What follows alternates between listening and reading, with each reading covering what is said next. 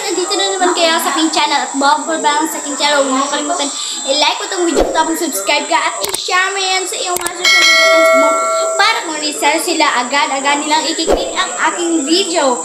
So, ang ituturo ko naman sa inyo ay kung paano mag-video nang naka-horizontal ang iyong camera like this.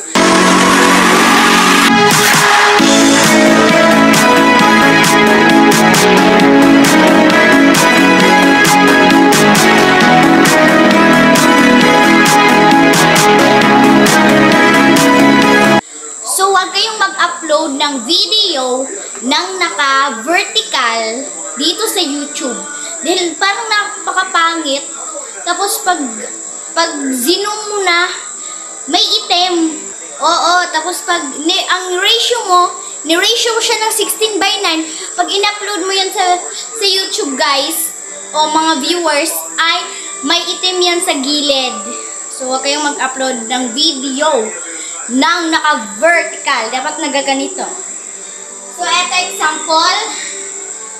So, kunyari naka-vertical yan. Tapos, in-on mo yung camera mo. Ganun, di ba? I-on mo yan. Kunyari ganito, ha? Di lang ito naka-on. Example lang naman eh. Sira itong phone na to, Babs. So, i-on mo niyan. Tapos, punta kasi yung camera. Yan. Dapat i-1080p mo yung camera mo. Para mas malinaw ang iyong pagbibideo. So, ayan. Hihiga mo lang yan. Tapos, makakabidyo ka na ng naka-horizontal. Ganun lang po kadali. Tapos, i-click mo na yung pula. Pulang-pula na yan, na circle. Makakabidyo ka na yan, be. So, gawin mo na ngayon. Huwag mo yung gawin yung vertical videos.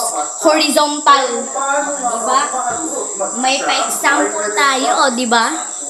So, ngayon, kung meron kang natutunan at nag-enjoy ka sa video nito, huwag mo kalimutan i-like ng video ka, mag-subscribe ka at i-share mo yun sa mga social media friends mo para kung hindi sila agad-agad nilang ikot ang aking video. So, I am Gia Bauer and peace!